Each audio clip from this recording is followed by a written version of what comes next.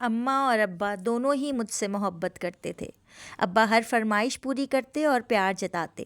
13 سال تک تو وہ والد جیسی محبت مجھ سے کرتے رہے، لیکن جب میں 16 برس کی ہوئی ان کی محبت اور انسیت رنگ بدلنے لگی۔ ان کی نظروں میں باپ جیسا بے لوث جذبہ نہ رہا۔ میں سوچ بھی نہیں سکتی تھی کہ میرا باپ میری عزت کا دشمن ہے، اور ایک دن جب میں گھر میں اکیلی تھی تو اپنی شادی پر ابا راضی تھے اور نہ اماں، مگر ان کے والدین دونوں کو نکاح کے بندھن میں باندھنے کو مرے جاتے تھے۔ تبھی دیکھنے والے کہتے تھے کہ اس زبردستی کی شادی کا انجام برا ہوگا۔ انجام سے بے پرواہ قدرت نے مجھے میری ماں اور باپ کے درمیان نانی کے سپنوں جیسے پل کی صورت پیدا کیا۔ نانی کا خیال تھا بچی ہو گئی ہے، دیکھ لینا اب یہ دو کنارے ایک دوسرے سے دور ہوتے ہوئے بھی قریب آ جائیں گے۔ ان کی بیٹی ہو گئی ہے تو نباہ بھی ہو جائے گا۔ ایسا نہ ہوا۔ ابھی میں صرف 6 ماہ کی تھی کہ اماں اور ابا میں طلاق ہو گئی۔ ابا کی زندگی سے حالات کی باد سموم سارے پتے پھول اڑا لی گئی تھی۔ میں بھی ایک کانٹا بنی، کبھی ادھر کبھی ادھر، ماں اور باپ دونوں کے دل میں چبھنے لگی۔ کبھی ماں کی محبت بھری گود کو ترستی اور کبھی باپ کے پیار بھرے بولوں کو تڑپتی۔ پہلے ابا نے مجھے ماں سے چھینا، پھر زمانے نے ماں کو مجھ سے چھین لیا۔ جن دنوں اماں کو طلاق ہوئی وہ 17 برس کی تھی، خوبصورت تھی، کیسے گھر بٹھائی جا سکتی تھی۔ ان کی دوبارہ شادی کر دی گئی اور میری ماں کا گھر آباد ہو گیا۔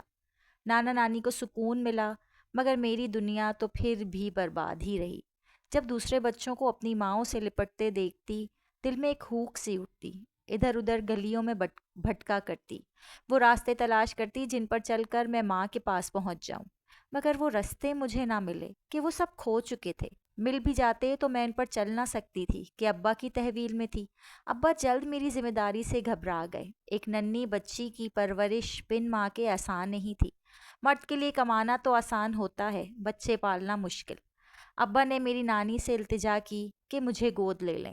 نانی ان کی قریبی رشتہ دار تھیں اور میں ان کے جگر کا ٹکڑا اور ان کی چہیتی بیٹی کی اولاد تھی، کیسے انکار کر سکتی تھی۔ جھٹ حامی بھر لی۔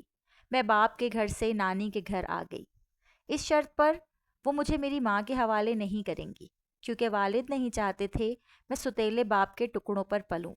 پہلے ماں کی جدائی کا دکھ سہا، پھر باپ سے دوری کا دکھ بھی سہ لیا۔ والد نے میرے خرچہ کا ذمہ اٹھا لیا اور میں در در بھٹکنے سے بچ گئی۔ نانی کو میرے آ جانے سے سکون مل گیا اور میں تائی پھپھیوں کے گھروں میں جا رہنے سے بچی۔ ماں بھی خوش ہو گئی کہ چلو اپنے پاس نہ رکھ سکوں گی بیٹی کی صورت تو دیکھ جاؤں گی۔ ہمیشہ کی دوری سے کبھی کبھی کا ملاپ اچھا ہے، ایک دوجے کی شکلیں تو نہ بھولیں گے، مگر جو یہ کہتے ہیں کہ مر کر بچھڑ جائیں تو صبر آ جاتا ہے، یہ کبھی کبھار کا ملنا پیار کی پیاس کو اور بھڑکا دیتا ہے۔ یہی ہوا کہ جب ماں نانی کے گھر آئیں، مجھ سے ملتی، رونے لگتی۔ میں بھی ان کو روتا دیکھ کر روتی اور ان سے لپٹ جاتی۔ امی نانی کو کہتی میری بیٹی مجھے دے دو، اس کے بغیر سکون نہیں ہے۔ نانی عذر کرتی کہ اس کا باپ مجھ سے وعدہ لے گیا ہے، اس بڑھاپے میں مجھ کو جھوٹا نہ بناؤ، میرے سفید بالوں کی لاج رہنے دو۔ وہ مجھے جی جان سے اوپر رکھتی، لیکن یہ قدرتی امر ہے کہ جب ماں آ کر روتی دھوتی تو میرا دل بھی ان کی طرف کھنچنے لگتا اور میں ان سے یوں لپٹی رہتی جیسے ایک بیل درخت سے لپٹ جاتی ہے۔ تب ماں کی جدائی موت لگنے لگی۔ ہر دم یہی چاہتی کہ ماں کے ساتھ چلی جاؤں، مگر بوڑھی نانی کی آنکھوں میں آنسو دیکھ کر انہی کے پاس رہنا پڑتا تھا۔ کبھی کبھار میرے ستیلے والد بھی امی کے ساتھ نانی کے گھر آ جاتے تھے اور ہم ماں بیٹی کا یہ اداس ملاپ دیکھ کر رنجیدہ ہو جاتے تھے۔ بالآخر یہ روز روز کا رونا دھونا رنگ لے آیا۔ ایک روز جبکہ نانی اسپتال گئی ہوئی تھی، ستیلے باپ نے مجھے امی کی بیماری کا کہہ کر ورغلا لیا اور اپنے ساتھ گھر لے آئے۔ میں ماں کے گھر آ کر خوش ہو گئی اور نانی کا سارا پیار بھول بیٹھی کہ ماں آخر ماں تھی اور اس کے پیار کی بو باس ہی سب سے جدا تھی۔ ستیلے باپ بھی کچھ ایسا برا نہ تھا، محبت جتلاتا اور نرمی سے پکارتا تھا، ہر فرمائش پوری کرتا، کسی چیز کی کمی نہ ہونے دیتا۔ یہاں آ کر روح کے کافی کرب دور ہو گئے تھے، وہ خلا بھی بھر گیا جو ماں باپ کی جدائی سے دل میں پیدا ہو گیا تھا۔ میں خاصی مطمئن ہو گئی۔ اب لگتا تھا جیسے کسی نے راستے کے پتھر کو اٹھا کر ایک طرف رکھ دیا ہو اور آنے جانے والوں کی ٹھوکروں سے بچا لیا ہو۔ 13 سال تک ستیلے باپ نے مجھے باپ جیسی محبت دی اور اس پیار میں ذرا برابر بھی کمی نہ آنے دی، لیکن جب میں 16 برس کی ہو گئی تو اچانک اس کی محبت اور انسیت ایک نئے رنگ میں بدل گئی۔ اب اس کی نظروں میں باپ کا سے بے لوث جذبہ نہ رہا، جیسے وہ کسی دوسری سوچ میں غرق رہنے لگا ہو۔ اس کے چہرے پر کوئی اور ہی تاثر ابھر آیا تھا۔ اب مجھے اس شخص سے ڈر آنے لگا، اس کی طرف دیکھنے سے خوف محسوس ہوتا اور کبھی کبھی تو اس کی گہری آنکھوں سے جھرجھری آ جاتی۔ وہ گھر جو پہلے میرے لیے چمن جیسا تھا، جہاں میں ایک کومل کلی کی طرح کھلی رہتی تھی، اب وہی گھر مجھ کو ایک اندھیرا اور سنسان ویرانہ لگنے لگا تھا۔ ایک روز جب امی پڑوس میں گئی ہوئی تھی، میں اکیلی بیٹھی سبزی بنا رہی تھی کہ میرا یہ نام نہاد باپ آ گیا۔ مجھ کو تنہا دیکھ کر اس کے لبوں پر مسکراہٹ پھیل گئی۔ میں نے اس کی جانب دیکھا، اس کا چہرہ مجھے ایسا نظر آیا کہ میرے منہ سے چیخ نکل گئی۔ اس کی نگاہوں میں بھیڑیے جیسی جھپٹ تھی۔ سوچا در کھول کر نکل بھاگوں کہ خدا کو مجھ پر ترس آ گیا۔ اسی وقت میری ماں آ گئی۔ ماں نے مجھے ڈرا سہما دیکھا تو ان کی چھٹی حس بیدار ہو گئی۔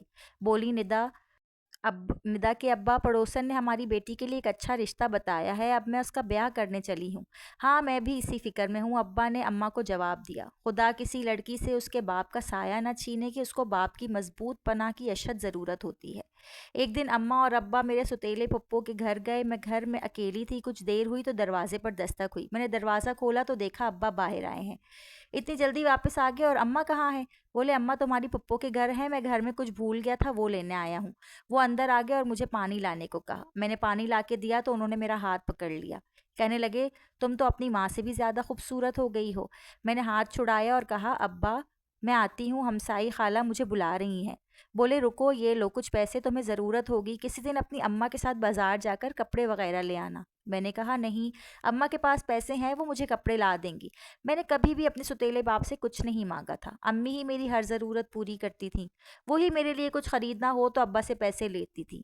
ابا بولے، نہیں، میں تمہارا باپ تمہیں دے رہا ہوں۔ میں نے ڈرتے ڈرتے پیسے پکڑے اور جانے لگی تو انہوں نے مجھے بازو سے پکڑ کر کھینچ لیا۔ میں اپنا توازن برقرار رکھ نہ سکی اور گر گئی۔ وہ مجھ پر جھپٹ پڑے۔ میں نے شور مچانے کی کوشش کی تو میرے منہ پر ہاتھ رکھ کر مجھے کمرے میں گھسیٹ کر لے گئے۔ تو میرے سوتیلے باپ نے مجھے اپنی درندگی کا نشانہ بنا لیا۔ پھر وہ واپس جانے لگے اور مجھے دھمکا کر گئے کہ اگر تم نے اپنی ماں کو کچھ بتایا تو میں تمہاری ماں کو مار دوں گا۔ مجھے اس قدر ڈرا دھمکا دیا کہ مجھے لگ رہا تھا کہ اب میں ساری زندگی کچھ بھی نہ بول سکوں گی۔ ڈر سے میرا وجود کانپ رہا تھا۔ وہ دروازہ بند کر کے واپس چلے گئے۔ دراصل وہ اماں کو یہ بتا کر آئے تھے کہ پھپھو کے گاؤں میں میرا کوئی ملنے والا ہے، میں اس سے مل کر آتا ہوں۔ یہاں سے جا کر وہ واپس پھپھو کے گھر گئے اور بالکل نارمل انداز سے امی کو لیا اور گھر واپس آ گئے۔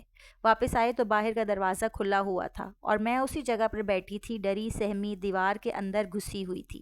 امی نے دروازے سے کہنا شروع کر دیا کہ آج تم نے دروازہ کیوں کھلا رکھا ہوا ہے، اور مجھے آوازیں دیتی ہوئی جب کمرے میں پہنچی تو مجھے دیکھ کر سینہ پیٹ کر رہ گئی۔ بولے، کیا ہوا ہے تمہارے ساتھ؟ تم کیوں یہاں ایسے بیٹھی ہوئی ہو؟ اماں کو دیکھ کر میں اماں کے ساتھ لپٹ کر اونچی اونچی آواز میں رونے لگی۔ اماں اور گھبرا گئیں اور مجھے سینے سے لگا کر خود بھی رونے لگی۔ وہ مسلسل مجھ سے پوچھے جا رہی تھی کہ کیا ہوا ہے، کوئی چور گھر میں گھس آیا تھا، یہ تمہاری حالت کو کیا ہوا ہے، کیا ہوا ہے تمہارے ساتھ؟ اور میں اماں کا منہ دیکھ کر بس آنسو بہاتی جا رہی تھی۔ میری زبان سے ایک لفظ نہ نکلا۔ میرا ستیلا باپ بھی آ گیا اور کہا، مجھے لگ رہا ہے کوئی چور گھر میں گھس آیا تھا، اللہ ہمارے مال اسباب کی حفاظت کرے۔ یہ کہتا ہوا وہ سامان وغیرہ دیکھنے کی اداکاری کرنے لگے، لیکن اماں کہنے لگیں، مجھے اس کی حالت کچھ ٹھیک نہیں لگ رہی، اس کے ساتھ کچھ ہوا ہے، اس کو اسپتال لے چلتے ہیں۔ اسپتال کا نام سن کر ابا گھبرا گئے۔ بولے، اس کو کچھ نہیں ہوا، بس چوروں کو دیکھ کر گھبرا گئی ہوگی۔ اماں مسلسل پوچھے جا رہی تھی کہ بولو ہوا کیا ہے، اور میں ڈر کر ان کے ساتھ لپٹتی جا رہی تھی۔ اس دن کے بعد میرا سکون ختم ہو گیا۔ میں ایک کمرے میں بند ہو کر رہ گئی۔ مجھے ابا سے خوف آنے لگا۔ میری بھولی ماں کچھ بھی نہ سمجھ سکی اور یہی سمجھتی رہی کہ وہ دونوں تو پھپھو کی طرف گئے ہیں، میرے ساتھ پیچھے سے کوئی حادثہ ہوا ہے۔ وہ مجھے کمرے سے باہر لے کے آنے کی کوشش کرتی، میں کمرے سے باہر نہ نکلتی۔ اب میں اپنے ستیلے باپ کے سامنے بھی نہ جاتی کہ اسے دیکھ کر مجھ پر عجیب سی کیفیت ہوتی۔ بالآخر اماں نے ابا کو زور دینا شروع کر دیا کہ اس کے لیے کوئی اچھا رشتہ ڈھونڈے۔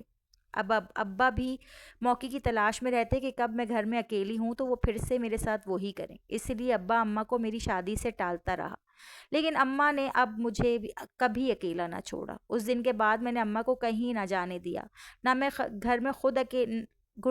گھر سے خود اکیلی نکلتی ہوں، نہ اماں کو نکلنے دیتی۔ ایک لمحہ بھی مجھ کو چین نصیب نہ ہوتا۔ اور میں ہر پل خوف کی بارش میں بھیگتی رہی۔ ماں بھی میری کیفیت سے بخوبی جان چکی تھی کہ میں اس کے شوہر سے ڈرتی ہوں۔ اب وہ اٹھتے بیٹھتے کہتی کہ نیدا کہ ابا اس کا بیاہ کر دو، اب جوان بیٹی کا گھر پر بٹھائے رہنا ٹھیک نہیں۔ میرا ستیلا باپ ماں کے اس روز روز کے تقاضے سے اوب گیا۔ جب اسے کوئی موقع نہ ملا تو اس نے سوچا جس لڑکی کا اتنے برس خرچہ اٹھایا، اس پودوں کو برسوں سینچا، اب اس کی چھاؤں دوسرے گھر جائے گی تو پھر مفت میں کیوں، کچھ وصول تو ہونا چاہیے۔ اس نے میرے لیے رشتہ تلاش کیا۔ ماں خوش تھی کہ ندا بیائی جا رہی ہے، اب سکھ کا سانس لیں گے، مگر ستیلے باپ نے یوں ہی میری شادی کا خرچہ نہیں کیا تھا بلکہ سود کیا تھا کہ نکاح کے بدلے اس بھلے مانس سے میرے بچپن سے اب تک کا خرچہ بھی وصولے گا۔ جس سوداگر نے سودا کیا اس نے بھی سوچ سمجھ کر ایک موٹی رقم میرے بدلے میرے ستیلے باپ کی جیب میں ڈالی تھی۔ اس شخص کا نام مراد تھا اور اس کا بھائی فلمی دنیا میں ایکسٹرا لڑکیاں سپلائی کرتا تھا۔ اس نے بھائی کو کہا، یہ کیسی رہے گی؟ سونے کی کان ہے بھیا، اس نے جواب دیا تو میں نے سمجھ لیا کہ اور بھی قیامتیں ابھی میری منتظر ہیں۔ میرے شوہر کی دراصل یہ دوسری شادی تھی۔ پہلی بیوی سے 6 بچے تھے جس کو اس نے علیحدہ رکھا ہوا تھا۔ اس کو اب بیوی نہیں، اس کے حالات سدھارنے والی کوئی مددگار چاہیے تھی۔ شوہر اور دیور کے درمیان ایسی بات سنی تو فیصلہ کر لیا کہ ایک نئے جہنم میں گرنے کے بجائے یہاں سے نکل جانا بہتر ہے۔ لہٰذا ایک روز موقع پا کر میں گھر سے فرار ہو گئی۔ اپنے تئیں تو بھاگی تھی، مگر جس پنچھی کے پر کٹ چکے ہوں اس کی اڑان کہاں تک ہوگی، راستے میں ہی دھر لی گئی۔ ایک پولیس والے نے بدحال پھرتے دیکھا تو قریب آیا اور بولا، میں دیکھ رہا ہوں تم ادھر ادھر گھوم رہی ہو، تمہارا گھر کہاں ہے؟ چلو میں تم کو تمہارے گھر پہنچا دوں۔ میں نے کہا کہ تم مجھے اپنے صاحب کے پاس پہنچا دو، میں ان کو ہی اپنے بارے میں بتاؤں گی۔ وہ سپاہی بڑا حیران ہوا کہ یہ کیسی لڑکی ہے جو خود حوالات جانا چاہتی ہے۔ پہلے تو اس نے مجھے سمجھایا، اپنے گھر چلنے کی بھی پیشکش کی، میں نہ مانی تو تھانے لے آیا۔ کرسی پر جو شخص نظر آیا وہ معقول نہ لگ رہا تھا۔ میں ایک طرف بیٹھ گئی۔ اس نے میرے بارے میں سوال کیا۔ اہلکار نے کہا، یہ لڑکی اپنا پتہ نہیں بتاتی، کافی دیر سے ادھر ادھر گھوم رہی تھی، میں یہاں لے آیا۔ میں نے انسپکٹر سے کہا کہ آپ مجھ کو قابل اعتماد لگتے ہیں، میں آپ کو اپنی مشکل بتا دیتی ہوں۔ وہ بولا، ابھی میرے پاس وقت نہیں، کسی جگہ جانا ہے، واپسی آ کر تمہاری بات سن لوں گا۔ اہلکار سے کہا کہ ابھی اس کو حوالات میں بٹھا دو، آ کر بات بھی سنوں گا اور فیصلہ بھی کروں گا۔ وہ چلا گیا۔ صبح سے شام ہو گئی، وہ شخص نہ آیا، لیکن وہاں ایک اور عمر رسیدہ اہلکار بھی تھا جو چپ چاپ میری بے بسی کا تماشا دیکھ رہا تھا۔ وہ نرم دل رکھتا تھا، میرے حال پر کڑ رہا تھا مگر کچھ نہ کر سکتا تھا۔ اس نے موقع پا کر مجھے کہا، یہ میرے دوست کا موبائل فون ہے، اس میں ایس پی صاحب کا نمبر ہے، نام بھی بتا دیا کہ ان کو فون کر کے اپنا احوال مطلع کرو، اس سے پہلے کہ انسپکٹر آ جائے، وہ جانے تمہارے ساتھ کیا برتاؤ کرے، جبکہ ایس پی صاحب ٹھیک آدمی ہیں، ہر بات سچ سچ بتانا۔ میں نے واش روم میں جا کر آہستہ آواز میں اپنا احوال ایس پی صاحب کو بتا دیا۔ وہ اسی وقت وہاں آ گئے۔ پوچھا، بیٹی اب تم کہاں جانا چاہتی ہو؟ اپنے کسی قابل اعتماد رشتہ دار کا گھر بتاؤ جہاں تم جانا چاہتی ہو۔ میں نے سوچا، کس کا نام بتاؤں، میرا اپنا ہے کون؟ باپ ہے تو، مگر ان کا کیا پتا کہ ان کی بیٹی کے ساتھ کیا بیتی ہے۔ وہ تو یہی سمجھ رہے ہوں گے کہ نانی وفات پا گئی تو ماں لے گئی، ماں کے پاس ہی ہوگی۔ میں نے بھی ماں کی اوڑھنی میں چھپ کر اپنے سگے والد کے پاس جانا تو کیا، ان سے ملنا بھی گوارا نہ کیا تھا۔ انہوں نے 1-2 بار کوشش کی تو اس ڈر سے چھپ گئی کہ کہیں وہ مجھ کو ماں سے چھین کر نہ لے جائیں۔ 15 برس بعد تو یقیناً اب انہوں نے مجھے مرا ہوا ہی سمجھ لیا ہوگا۔ اس وقت میرے دل کی حالت تو وہی جان سکتا ہے کہ جس کے رشتہ دار موجود ہوں، مگر پھر بھی جس کا کوئی نہ ہو۔ اچانک مجھے رجو خالہ کا خیال آیا۔ یہ میری نانی کی رشتے کی بھانجی تھی اور اکثر ان سے ملنے آیا کرتی تھی۔ وہ مجھ کو بچپن میں بہت پیار کرتی تھی۔ میں نے ایس پی صاحب کو بتایا کہ میں اپنی رجو خالہ کے پاس جانا چاہتی ہوں۔ انہوں نے نمبر پوچھا، مجھے ان کا نمبر معلوم نہ تھا، مگر نانی کے گھر پچھلی گلی میں ان کا گھر معلوم تھا۔ میں نے انہی کے گھر جانے کی خواہش کر دی۔ انہوں نے مجھ کو رجو خالہ کے گھر پہنچایا اور ان کے شوہر کو تھانے بلا کر بیان لے کر مجھے ان کے حوالے کر دیا۔ رجو خالہ مجھے دیکھتے ہی لپٹ گئیں، رونے لگیں۔ تمام احوال ان کو بتایا، اگرچہ ان کے مالی حالات بہت خراب تھے، پھر بھی انہوں نے مجھے رکھ لیا۔ ان کے بھائی وکیل تھے، ان سے میرا کیس بتایا، انہوں نے خلا کروا دی اور پھر خالہ نے اپنے بیٹے ارجمن سے میرا نکاح پڑھوا دیا۔ میں نہ ماں سے ملی اور نہ باپ سے۔ ارجمن کا گھر ہی اب میرا گھر تھا۔ یہاں انسانیت मोहब्बत शराफत तो थी मगर खाने के लाले पड़े थे। अर्जुमंद की नौकरी न थी, उनके वालिद की कलील पेंशन पर गुजारा चल रहा था। एक रोज़ खाला बोली, बेटा बेटी अगर बुरा ना माने तो जहाँ मैं काम पर जाती हूँ तू भी चल, एक से दो भले होते हैं। जब तक अर्जुमंद को कोई ढंग का काम नहीं मिलता हम अपने घर की गाड़ी खुद खींचेंगे। क्यों नहीं खाला, अगर आप काम कर सकती हैं तो मैं क्यों नहीं। इस तरह मैं खाला रज्जो के साथ गारमेंट फैक्ट्री जाने लगी और जल्द ही वहाँ काम सीख लिया। मैं बच्चों के कपड़ों की मशीन पर सिलाई करती थी। इस तरह हमारी आमदनी में इजाफा होता गया। फैक्ट्री में इत्तफाकन मुझे हमारे हमसाए चचा मिल गए। उनसे माँ के बारे में पूछा तो उन्होंने बताया, तुम्हारी माँ हमारा मोहल्ला छोड़कर जा चुकी है। तुम्हारा साबका शौहर ने तुम्हारे बाप पर मुकदमा कर दिया था कि उसने पैसों के एवज अपनी बेटी दी और मेरा निकाह करवाया और फिर इसको अपने साथ ले आए हैं और मेरा पैसा मुझे वापस नहीं किया। पुलिस तुम्हारे अब्बा को पकड़ कर ले गई। तुम्हारी माँ को जब हकीकत पता चली वो पहले तो उसी घर में रही, लेकिन जब तुम्हारा अब्बा जेल से वापस आ गए तो वो घर छोड़कर चली गई। उसने तुम्हारे बाप से तलाक ले ली। किसी घर काम करती है और इसी घर में रहती है। मैंने कहा, चचा क्या आप उस घर का पता मुझे बता सकते हैं? बोले, हाँ क्यों नहीं। उन्होंने मुझे पता बताया। मैं और रज्जो खाला एक दिन अम्मा को मिलने गई। अम्मा मुझे देखकर बहुत खुश हुई और मुझसे लिपट कर रोने लगी। बोली, मेरी बच्ची, मेरी वजह से तुम्हारे साथ इतनी बड़ी ज्यादती हुई, मैं जान भी न सकी और मैं समझ ही न सकी कि तुम कितने बड़े कर्ब से गुजर रही हो। मुझे माफ़ कर दो। कुछ दिन अम्मी वहीं रहीं। मैं अम्मी को अपने साथ घर ले आई। अब वो घर संभालती और मैं खाला फैक्ट्री जाते। खाला काफ़ी अरसे इस फैक्ट्री में सिलाई कर रही थी। इनको सब फैक्ट्री वाले जानते थे, मगर बेटे की नौकरी के लिए मालिक को कहने से घबराती थी। अर्जुमंद ने ग्रेजुएशन किया हुआ था मगर उनके लिहाज से फैक्ट्री में काम नहीं था। एक रोज़ मैंने मालिक से अर्जुमंद की नौकरी की बात की। उन्होंने इनको ऑफिस में मुलाजिमत दे दी और तनख्वाह भी माकूल थी। अर्जुमंद ने नौकरी मिलते ही मुझे और खाला को फैक्ट्री आने से मना कर दिया क्योंकि मैं उम्मीद से हो गई थी। हम दो औरतों की आमदनी से बढ़कर अर्जुमंद को तनख्वाह मिल जाती थी। अल्लाह ने बरकत दी और उनकी तनख्वाह में बेटी की पैदाइश वाले दिन इजाफा हो गया। वो कहते हैं कि मेरी बेटी अच्छा नसीब लेकर आई है और मैं दुआ करती हूँ कि खुदा करे मेरे जैसा मेरी बेटी का नसीब ना हो।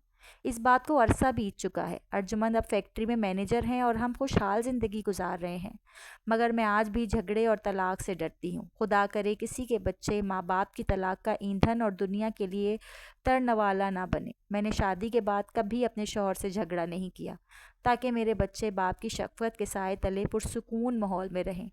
अम्मा अब हमारे साथ रहती हैं। अर्जुमंद भी इनकी बहुत इज्जत करते हैं और इनका बहुत ख्याल रखते हैं, लेकिन कभी कभी वो पुरानी बातों को याद करने लगती हैं। मुझसे माफ़ी मांगती हैं कि उनकी वजह से मेरी ज़िंदगी बर्बाद हुई। मैंने ही निभाने की कोशिश न की, लेकिन मैं इनको समझाती हूँ कि अल्लाह का शुक्र है, अल्लाह ने मुझे बचा लिया। अब आप सब भूल जाएं, लेकिन ये दुख उनको बेचैन किए रखता है। अल्लाह उनको सुकून दे। मैं सब बहनों से इल्तिजा करती हूँ, अपने घर में अमन व सुकून रखें, लड़ाई झगड़ा ना किया करें, कुछ बातों में कॉम्प्रोमाइज़ करना सीखें। हमारी ज़िंदगी का ये एक फ़ैसला हमारे बच्चों के लिए तबाही और बर्बादी का सबब बन जाता है।